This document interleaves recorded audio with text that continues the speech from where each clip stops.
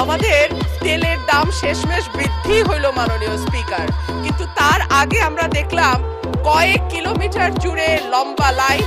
আমরা দেখলাম মাঝরাত পর্যন্ত ড্রাইভাররা দাঁড়িয়ে আছে, তারা তেল পাচ্ছে না, কিন্তু সরকারের সেই ব্যাপারে কোনো হেলদোল নাই।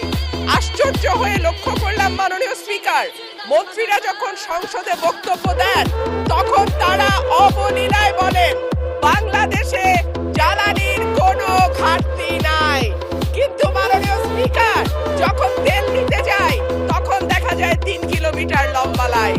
মাননীয় স্পিকার, সরকার সম্ভবত কিছু পদক্ষেপ গ্রহণ করবার ঘোষণা দিয়েছে। তার একটা হচ্ছে মার্কেট প্লেস 7টা বাজে বন্ধ করে দেয়া।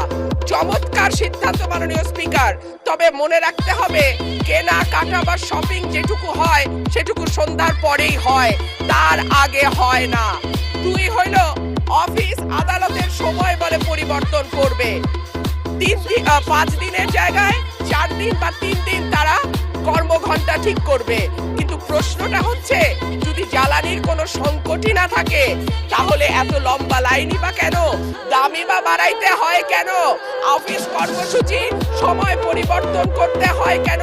এই প্রশ্নগুলো তো ওঠে মাননীয় স্পিকার।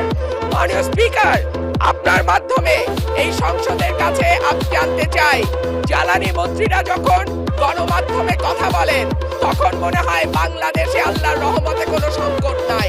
ওনারা যদি পরিষ্কার করে বলেন বাংলাদেশে বর্তমানে কত দিনের অকটেন ডিজেলের মজুদ আছে, কতদিন চলতে পারবে।